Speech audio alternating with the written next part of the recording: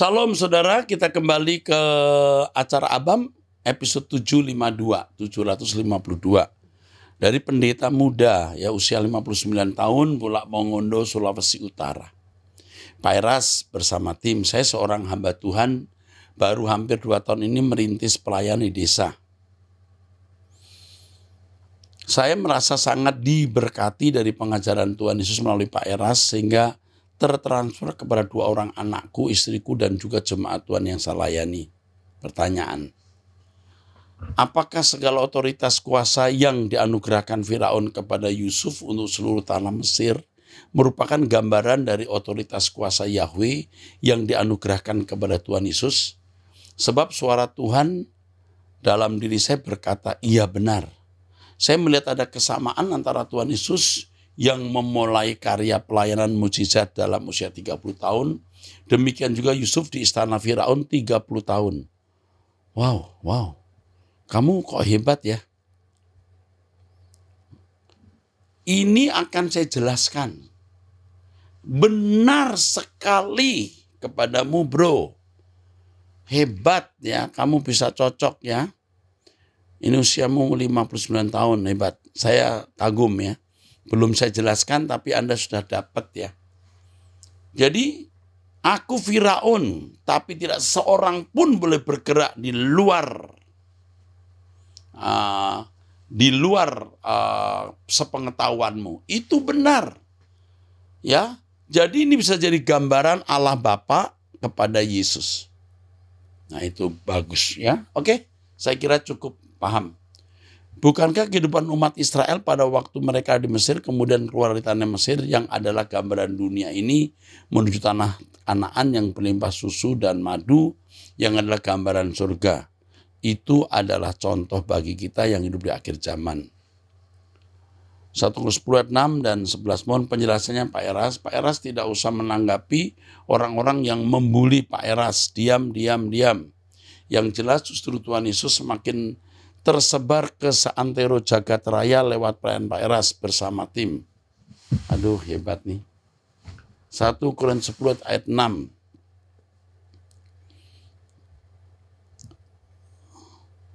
Ya, 1 Korintus 10 ayat 6. Orang-orang tulus seperti pendeta ini, Bapak pendeta ini, diberkati Tuhan. Ya.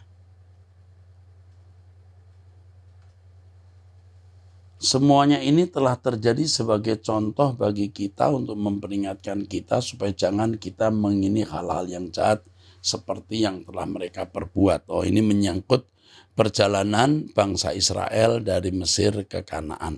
Jadi ini ada 2 kasus ya.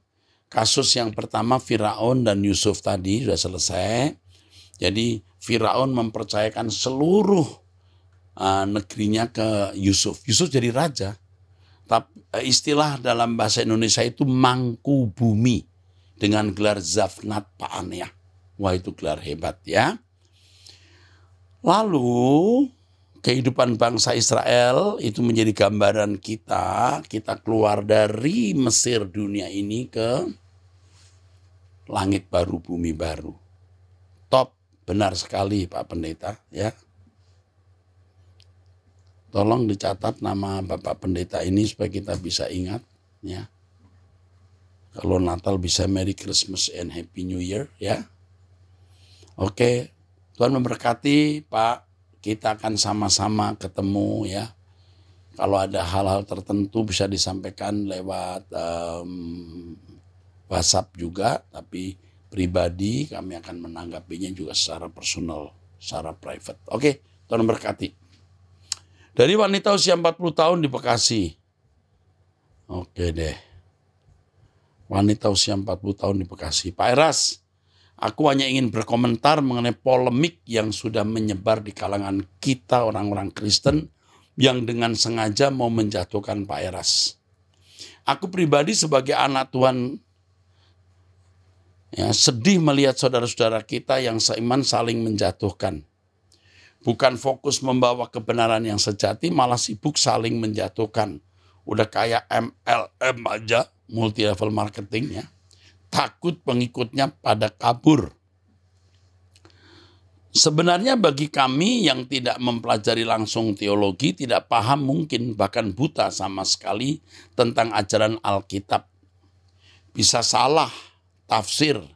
Makanya kami membutuhkan hamba Tuhan yang baik, yang bisa mengajarkan kami kebenaran Alkitab yang sesungguhnya. Di sini makanya kita butuh pertolongan Roh Kudus untuk memimpin kita mencari dan meletakkan hati kita kepada siapa kita harus percaya. Karena hanya hati kita yang bisa merasakan, oh ini pendeta yang benar. Kalau aku Roh Kudus sudah pimpin aku letakkan kepercayaanku ke Pak Eras yang kekasih. Aduh, makasih. Jadi Roh Kudus sudah bicara kepadanya ini. Ya, hamba Tuhan yang benar.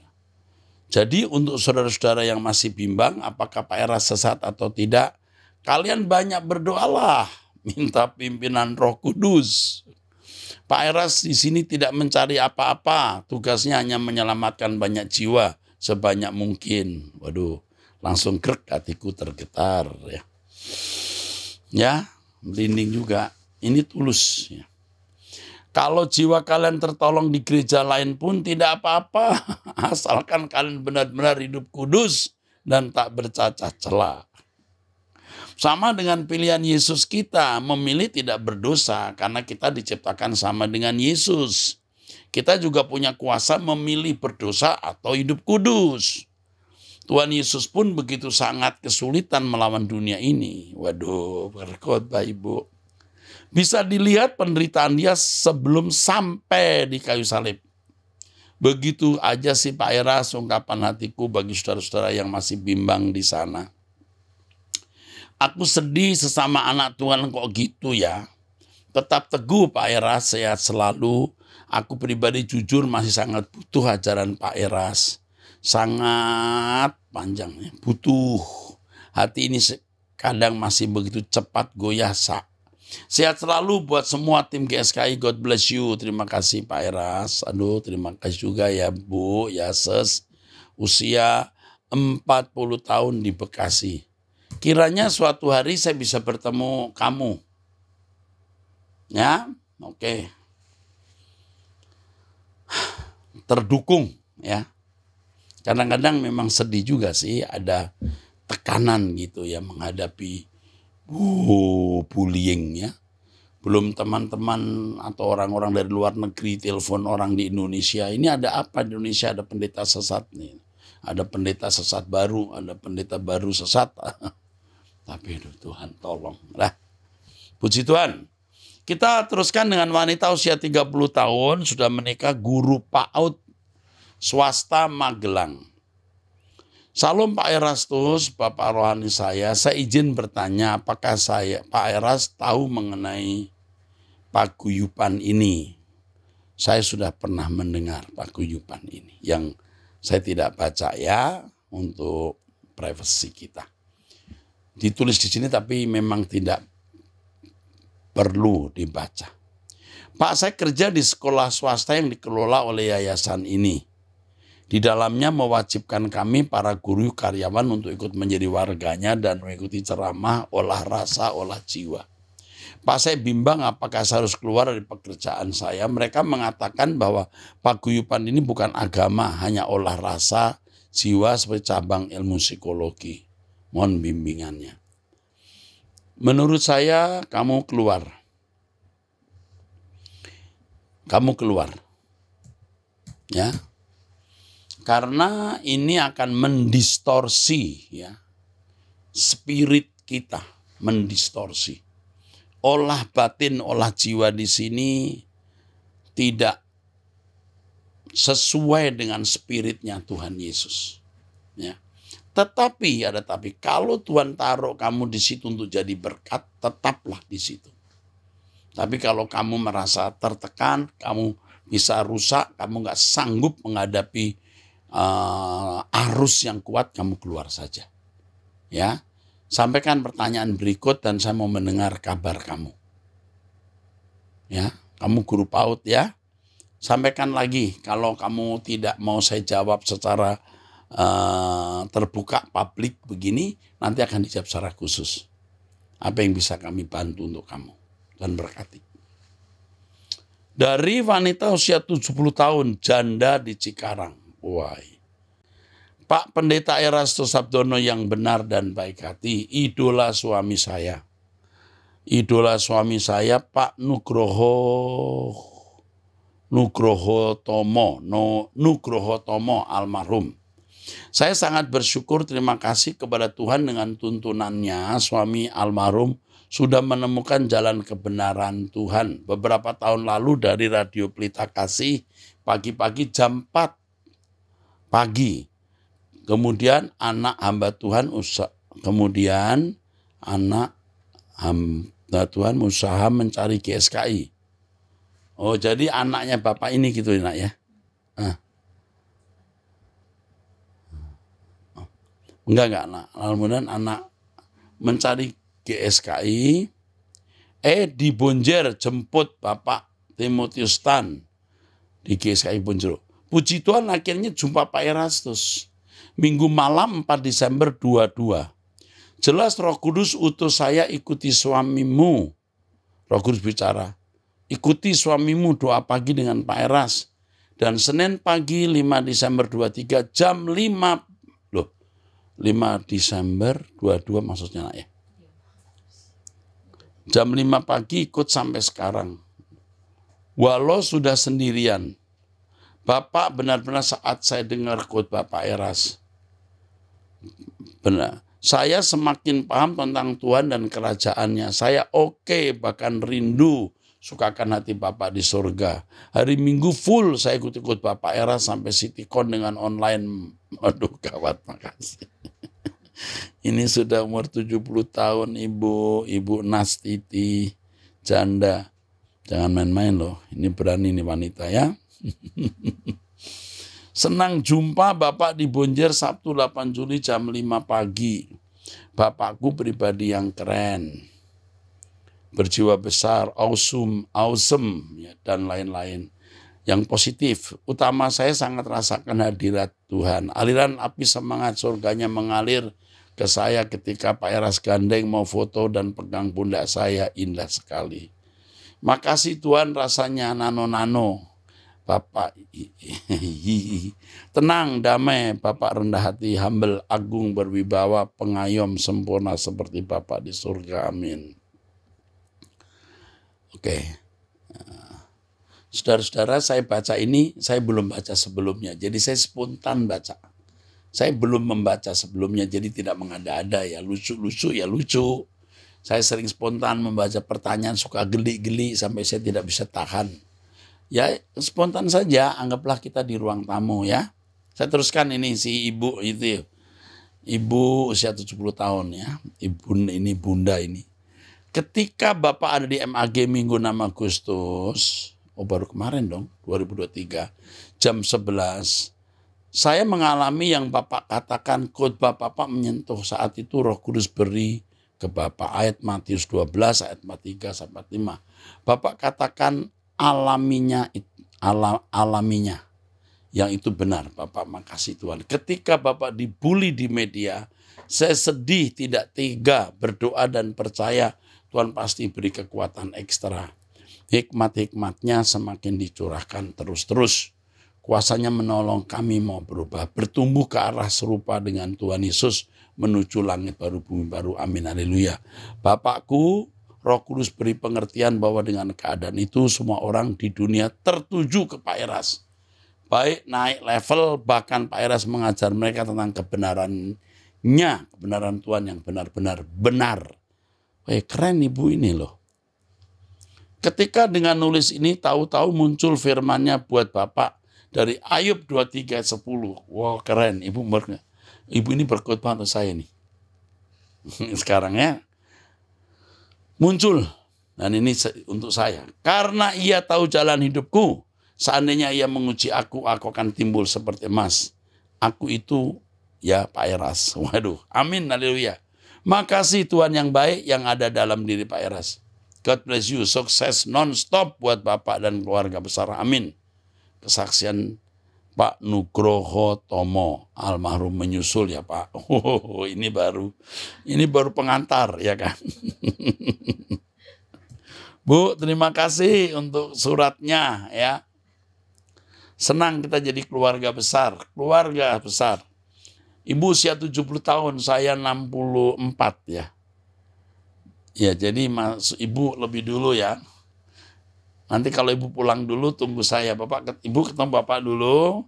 Nanti dengan Bapak tunggu saya. Oke, tapi saya mungkin harus lebih lama karena banyak orang yang masih tidak ingin saya pulang buru-buru. Ibu juga jangan pulang buru-buru ya.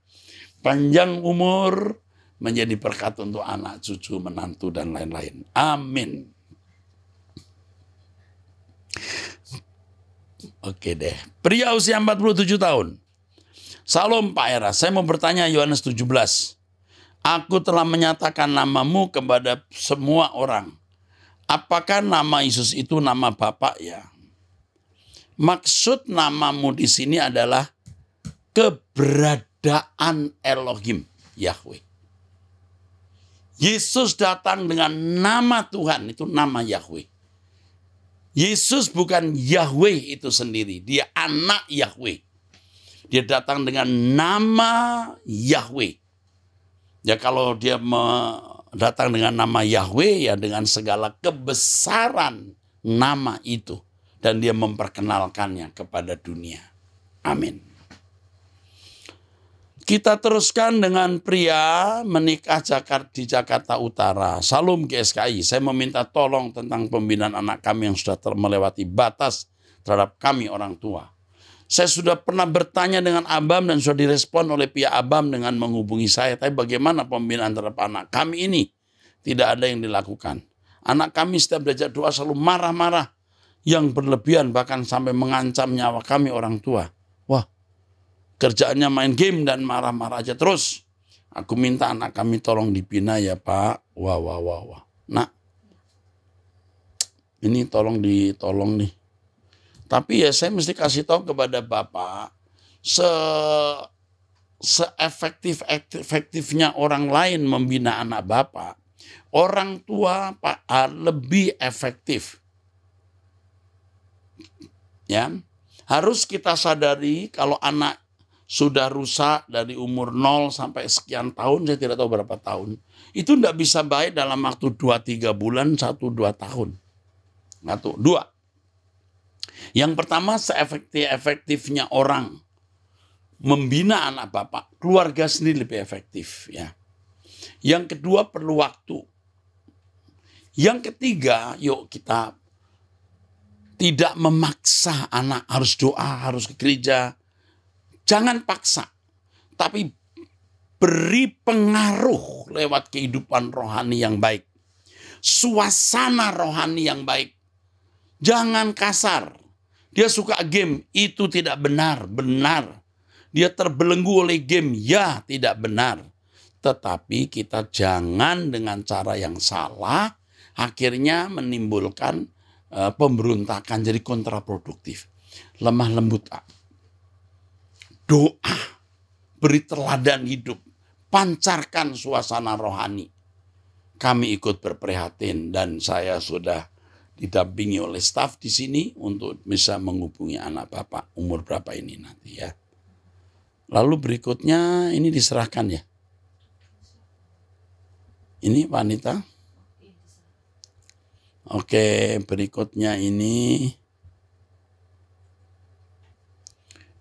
ada masalah pribadi panjang lebar, nanti akan dihubungi. Kami sayang, kami mengasihi saudara, tulus ya. Bukan mau cari apa-apa, hanya kami mau melakukan kehendak Tuhan saja. Dan Abam menjadi berkat dan kita menjadi satu gereja. Bukan GSKI atau gereja lain. Gereja Am. Ya?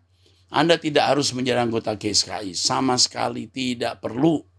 Tetapi harus menjadi gereja Am, gereja umum. Ya kecuali saudara memang tidak punya keanggotaan gereja, lalu saudara mau bergabung di e-church, saudara perlu pelayanan pribadi, pemberkatan nikah dan lain-lain, pasti kami bantu. Top.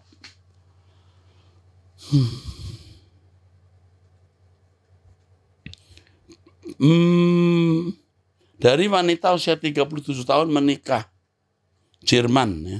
Pak Pendeta Eras, Bapak rohani kami, Pak mau tanya di Bali ada gereja GSKI, nanti kami akan tinggal di Bali.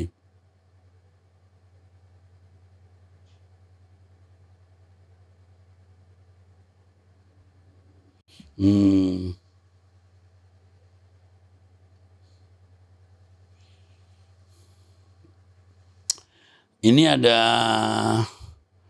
ada saran, maaf Pak jangan dibaca. Oke, terima kasih sarannya. Jangan kalau khotbah jangan sampai menyinggung sesuatu yang bersifat rasis ya. Terima kasih untuk nasihatnya dan saya akan benar-benar memperhatikan ya. Tidak bermaksud sih mau rasis tapi bisa ya, bisa. Thank you so much ya for your suggestion, for your advice. Thank you. Terus biar kami selalu diberkati dengan khotbah-khotbah Bapak yang mengagumkan. Apalagi tentang Logos sekarang saya benar-benar diberkati dan dijawab pergumulannya selama ini. Hampir sama pergumulan saya dengan Ibu yang bertanya di episode 742. Doa saya selalu menyertai Bapak. Oke, kembali untuk Ibu yang usia 37 tahun yang sudah menikah di Jerman yang akan di Bali. Kami akan hubungi Ibu ya. Ya, jangan lupa ini penting sekali. Di sana ada gereja ya. Ada di Pak Tuana Tamba, ada Pak Hasan ya. Yang lain Pak William, ada Pak Ketut Darsana, Emmanuel ya. Nanti bisa diarahkan. Terima kasih terutama untuk masukannya, saran. Masukan, saran atau bisa dikatakan juga kritik yang ditulis yang saya tidak boleh baca dan itu bagus sekali untuk saya. Supaya jangan menimbulkan sesuatu yang berbau rasis gitu.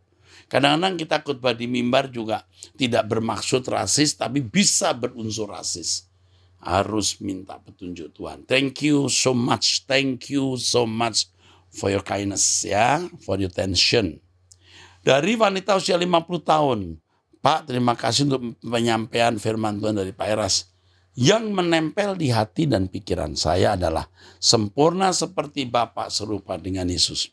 Jujur setelah 5 tahun mendengar khotbah-khotbah Bapak, saya jadi nggak tahan kalau mendengar khotbah-khotbah seputar berkat dan mujizat. Doa ini dan doa itu. Menyanyi lagu yang agak melo yang hanya menyenangkan telinga sendiri. Permisi Pak, ketika saya merenungkan menjadi serupa dengan Yesus, saya melihat kehidupan Yesus dalam Injil lebih sering berada di luar tempat ibadah. Benar. Lebih sering di jalan. Benar. Di luar, bersentuhan langsung dengan manusia. Benar. Yang buta, yang tuli, yang kerasukan, orang berzina, dan lain sebagainya. Dan lain sebagainya.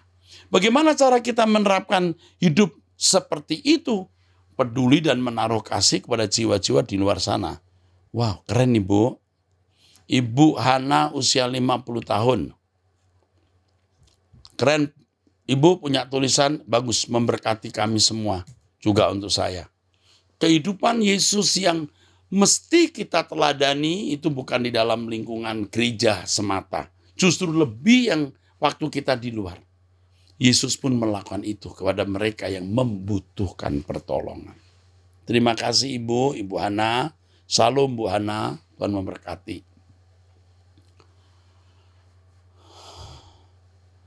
Pria usia 61 tahun di Bogor.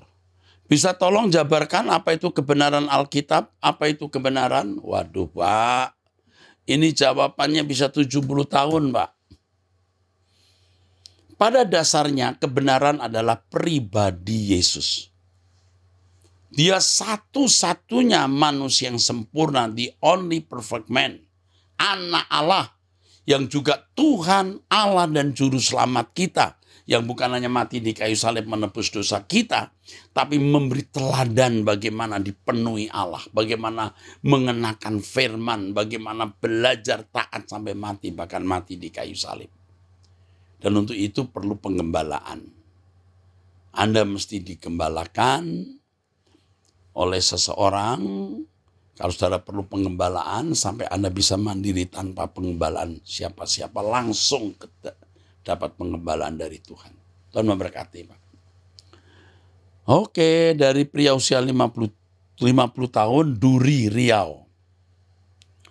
Salam Pak Era, saat ini ada masalah tentang warisan keluarga. Ayah dan ibu sudah meninggal, kami anak almarhum ada 4 orang, 2 laki-laki, 2 perempuan. Berebut warisan. Hubungan bersaudara tidak akur. Apa saran dari Bapak untuk menyelesaikan?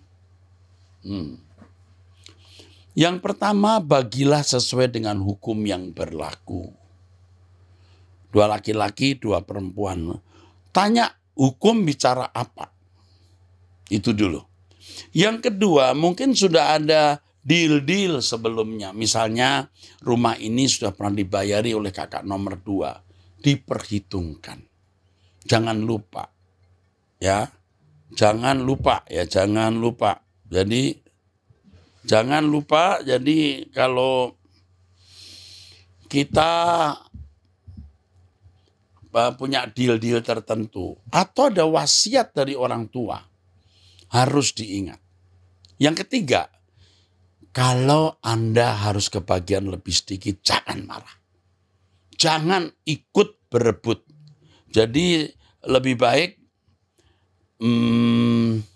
Anda diam saja, dapat seberapa terima, lalu damaikan yang lain, ayo kita nggak usah berantem. Kalau Anda punya bagian misalnya 6, ada yang memarah, bagi yang 1 ke dia. Anda akan top dan diberkati. Anak cucumu akan mendapat berkat yang lebih limpah. Saya saksi dan bukti dari satu keluarga di mana satu keluarga tidak mendapat bagian warisan sama sekali. Tapi anak-anaknya diberkati. Luar biasa. Anak cucunya diberkati. Haleluya. Saya melihat jelas peta keluarga ini. Jadi kalaupun nggak kebagian, nggak usah marah. Ya, oke. Tuhan memberkati. Puji Tuhan. Haleluya. Dari pria usia 47 tahun sudah menikah 2 anak di Pontianak, Kalimantan Barat. Salam Pak Eras, terima kasih atas pengajaran tentang Alkitab. Sangat jelas dan jujur. Pak, saya mau bertanya Yohanes 17 ayat 6. Aku telah menyatakan namamu kepada semua orang yang engkau berikan padaku dari dunia. Pak Eras, apakah nama Yesus itu nama Bapa karena nama Tuhan Yesus penuh kuasa? Oke, saya jawab. Maksud namamu di sini adalah keberadaan Bapa. Aku nyatakan tentang engkau kepada dunia. Yesus datang dengan nama Yahweh. Nah, Bapa Yahweh menyerahkan kuasa kepada Yesus. Segala kuasa di surga di bumi diserahkan kepada Yesus. Jadi ketika Yesus datang ke dunia, dia menyatakan siapa Bapa di surga. Lalu setelah selesai tugas Tuhan Yesus, Tuhan menerima segala kuasa di surga dan di bumi. Nama Yesus berkuasa. Karena Yesuslah yang memiliki kuasa. Dalam nama Yesus setan pasti takut. Kami itu hampir tiap hari, bukan tiap hari, tiap minggu mengusir setan dalam nama Yesus, saudaraku. Jadi kalau ada orang berkata, Pak Eras nggak percaya Yesus Juru Selamat, nggak percaya Yesus Tuhan. Nah tiap minggu kita ngusir setan dalam nama Yesus. Pengakuan iman kita juga tetap dalam nama Yesus. Ya tapi Tuhannya, Yesusnya Tuhan beda. Loh, kita ngusir setan tiap minggu, hampir tiap minggu, saudara.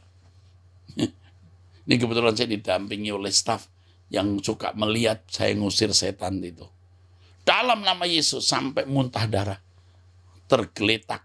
Ya, nama Yesus berkuasa. Kita hormati nama itu. Karena segala kuasa di surga di bumi diserahkan ke tangan yang mulia Tuhan dan Raja kita Yesus Kristus. Terakhir dari wanita usia 39 sudah menikah. Pak Eras, saya mau bertanya, ada teman saya berumur 37 tahun beragama Katolik dan dia dan suaminya sangat merindukan memiliki anak karena 7 tahun menikah belum dikaruniai anak. Setelah berobat ke sana sini sampai berobat ke profesor tapi hasilnya nihil. Mau bertanya, Pak, apakah boleh dalam agama Kristen kalau mau memperoleh anak dengan cara bayi tabung? Karena teman saya sudah konsultasi di gerejanya Katolik, tidak boleh. Tidak diperkenan dalam agama Katolik mempunyai anak dengan cara bayi tabung. Mohon pencerahannya. Oh ya, ada gereja-gereja yang tidak menyetujui bayi tabung karena pertemuan antara sperma dengan ovum itu dianggap sudah jadi manusia.